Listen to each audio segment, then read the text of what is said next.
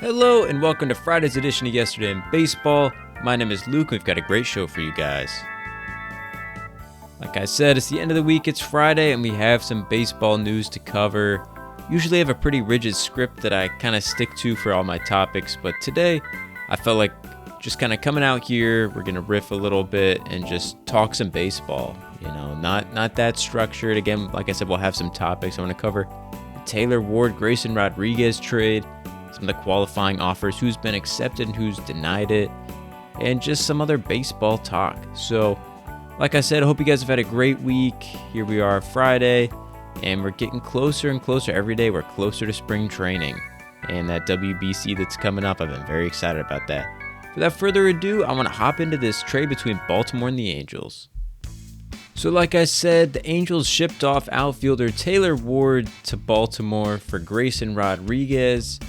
Again, Taylor Ward, he had a great year last year, put up 36 homers, a 116 OPS plus, and 2.7 WAR, all from that outfield position, a position that, like I mentioned on Tuesday's show with Baltimore, they had really kind of been lacking in. They'd let Anthony Santander go. They signed Tyler O'Neill, but he was hurt a good amount of the year. So Taylor Ward, he's 31. He will be a free agent after this year, but I'm proud of them for going out there, again, that front office, addressing the needs, because like I was talking about on Tuesday, you know, you don't know how long this core is going to be around. You don't know how long you're going to be able to retain guys and whatnot.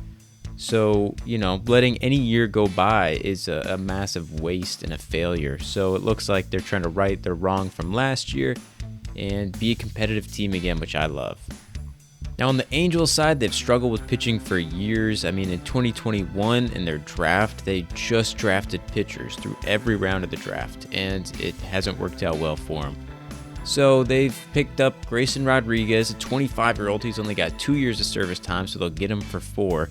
And he pitched to a 3.84 ERA last year, despite battling through injuries, only about 116 innings, but again, this Angels team is in a dire need of pitching and starting pitching at that.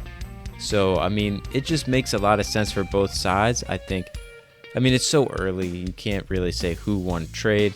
If I were to guess right now, I mean, the Angels to get a solid starter with 4 years of control is massive. But, I mean, they're also giving up an older outfield bat.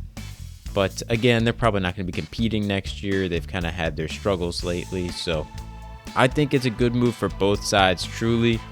Again, the Angels, they got the younger players, so they're going to be feeling the effects of that trade for longer, but I think a good trade for both sides. Now let's touch on the qualifying offers that have been received. We had 13 players receive a one-year, $22 million qualifying offer. And essentially, teams have the option to extend this qualifying offer to players whose contracts are expiring or have expired. So like Bo Bichette on the Blue Jays offered him this qualifying offer. If he accepted it, he would stay with the team for one more year for $22 million, or they get a compensatory draft pick for offering that and him not accepting it. So like I said, 13 players have received these offers. Now we know who's declined and who's accepted. Starting with the players who have declined it, we have Bo Bichette, Dylan Cease, Edwin Diaz, Zach Gallen, Michael King, Kyle Schwarber, Ranger Suarez, Kyle Tucker, and Framber Valdez. Again, all these guys would likely seek out more than $22 million next year, or this upcoming year, in free agency. Then the players who have accepted it is Trent Grisham, Shota Imanaga, Gleyber Torres, and Brandon Woodruff.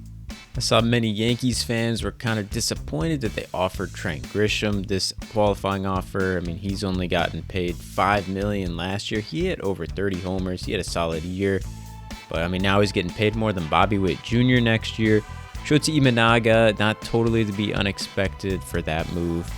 But again, if you're looking to try and keep Kyle Tucker, you probably wouldn't have offered that. You know, just try and save that money for him, but I don't know.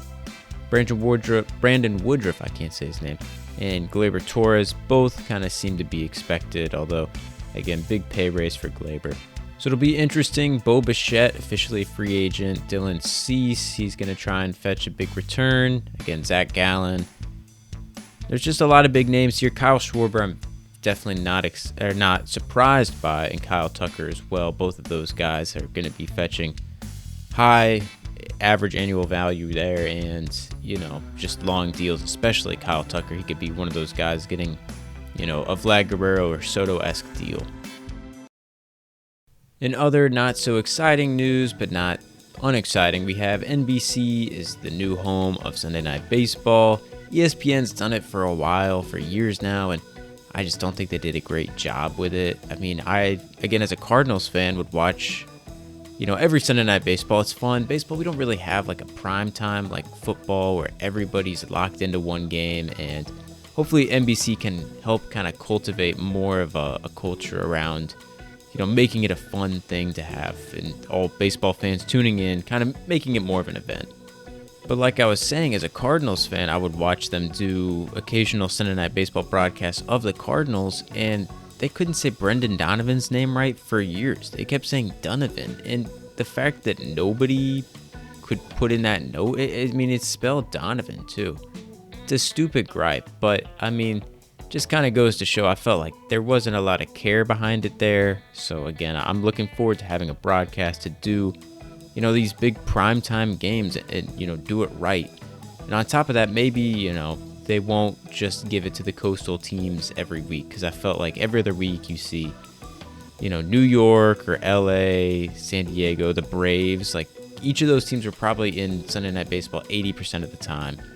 The Cubs were a great team last year. You didn't see them a lot in Sunday Night Baseball. The Royals made the playoffs last year, and I couldn't tell you. I think it's close to 10 years since they've had Sunday Night Baseball in Kansas City. So if they could rotate it around some, I think that would be a lot more fun. So everyone kind of gets a taste of that prime time, no matter where you're from, where your team is, just especially people that live out of market, they could be able to watch their team.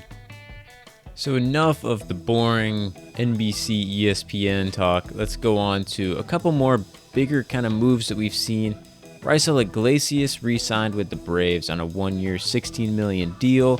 Heard the Dodgers offered him $16 million as well, but he chose to stay with the Braves, so that's kind of fun. It's so easy, especially with a team as dominant as the Dodgers like now, to have guys go and chase rings, but to kind of stick around where you've been, I think that makes it a little bit more fun. No shade against the Dodgers specifically, though, just in general. You like the big trades and the big moves, but it's good to see guys stick around for a while. And another move from the Braves, they traded for Mauricio Dubon for Nick Allen in return. Dubon just won the Gold Glove for the utility fielder position, so that's kind of a good move for them. Good insurance if they end up not being able to get Ha-Sung Kim. And a couple more bits of baseball news. The Tampa Bay Rays now have all 24 roof panels on Tropicana Field, so they should be ready to go and play baseball there next spring. And unfortunately for Team Japan and Cardinals outfielder Lars Nootbaar, he got ankle or foot surgery, so he's going to be unable to play in the World Baseball Classic and will likely miss some time at the beginning of the year, but there's a chance he could be ready by opening day for the Cardinals. He is also on the trade block, so we'll see if he ends up getting dealt somewhere or if he sticks with the Redbirds. Now, I know this has been a chaotic news episode, but I just kind of want to get everyone's thoughts here. Kyle Schwarber, he's now, like I said, he declined that qualifying offer. He's going to explore free agency and everything. He's 32 currently. He's coming off of a great season, 4.7 WAR from a DH with 56 homers. And again, he doesn't base run well. 132 RBIs and a 150 OPS plus. Now, this is kind of going to be interesting for me, and it's going to signify what the Phillies want to do roster construction-wise from here on out, because, like I said, their window is kind of closing up lately, and Kyle Schwarber is older. He's been kind of a main part of this core that they've had in the last, 3 or 4 years. And if you lose him in the heart of that lineup, that roster changes drastically. But again, I don't see him really re-signing there unless they give him something that is too good for him to refuse. But once again, I just don't know how much money they have available to them. But one interesting thing I saw is that the Pittsburgh Pirates are reportedly in on him, trying to make him some offers, offering up to $80 million for Josh Naylor before he signed with the Mariners. So, it's kind of interesting for both these Pennsylvania teams. Like I said, the Philly window is shutting unless they do something creative, and try to extend it. But on top of that, the Pirates, they've got this incredible pitching staff. They went out and just got some help in the batting order, try and, make that team just a little bit more robust in the lineup. I think that they could really have a shot to play 500 ball or better next year. Now, the Pirates haven't signed a free agent to a multi-year deal since 2016, and that's just absolutely bizarre to me. Again, you have one of the best pitching staffs in baseball, one of the youngest pitching staffs in baseball. I think this is absolutely the offseason has to change, and if it doesn't, it never will. So go out there, be a sign of goodwill towards your fans. Don't just sign a veteran to a one-year deal. Go out and get a Kyle Schwarber for a couple years. Go out and, sign Bo Bichette. You have the money. They're still making money. Every baseball team does. Just put that back in the team a little bit more and, see fans come to the ballpark again, not just on Skeen's bump day. So again, the market for Schwarber is interesting. He's kind of one of those last pure DHs you see. A lot of teams use that as a utility spot. So he's been a great DH though, consistent every year, just kind of hitting bombs, and he's been so good for that Phillies team. I kind of think he stays with Philly, but again, it'll just be interesting to track and follow along to see who's in on him and who's out. So that is all we have from today's show. Thank you guys so much for listening. I know it was a bit hodgepodgey, a bit all over the place, but I just kind of wanted to talk baseball and follow what was interesting to me. So hope you guys found it interesting as well. If you haven't already, check out the previous show from this week, or the video I put out yesterday talking about the World Baseball Classic. I thought it was all pretty interesting to me and just told me a little bit more about how the World Baseball Classic works.